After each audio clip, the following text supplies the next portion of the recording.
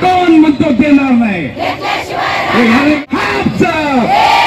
आमच्या मागण्या हक्काच्या सरकारचं करायचं काय? मेरी भाई ना ओय शासन पे ओय मुख्यमंत्री बोल और जोर से जोर से अरे गजर उठा के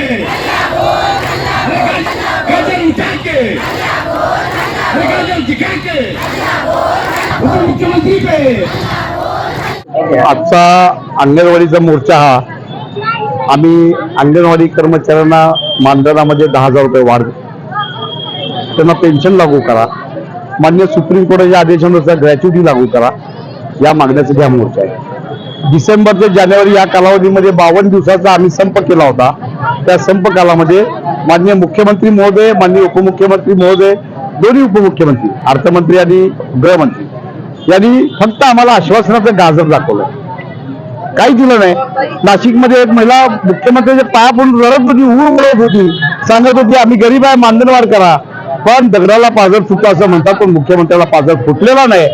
ही तीव्र भावना, हा तीव्र संतोष महाराष्ट्रातल्या 2 लाख अंगणवाडी कर्मचाऱ्यांमध्ये आहे.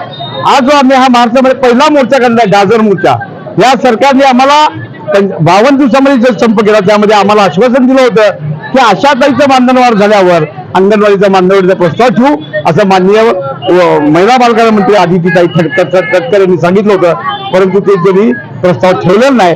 आमची मागणी अशी आहे, आदितीताई तटकरेंनी लवकरात लवकर मानधनवाढीचा प्रस्ताव ठेवावा, पेन्शनचा प्रस्ताव ठेवा, ग्रॅच्युटीचा प्रस्ताव ठेवा आणि ते मंजूर करून द्यावं.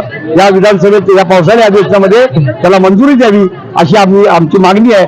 जर का या सरकारने आम्हाला मानधनवाढ दिली नाही तर राज्यातल्या 2 लाख अंगणवाडी कर्मचारी गुन्हे, त्यांच्या घरातले 6 मतं आणि त्यांचा जो सर्वे 800 घरात असतो तेवढी सगळी मतं त्या सरकारच्या विरोधामध्ये आम्ही पाडायला टाकू.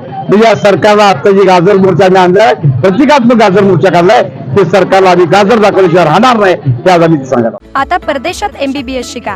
आपली परदेशात जाऊन शिकण्याची इच्छा आता पूर्ण होणार सोलापुरातूनच. सामान्य कुटुंबाला परवडेल अशी स्टडी अब्रॉड कन्सल्टन्सी. आजच भेट द्या. अलिफ ओव्हरसीज हॉटेल ओरिएंटलाइट, बाळीवेस, सोलापूर.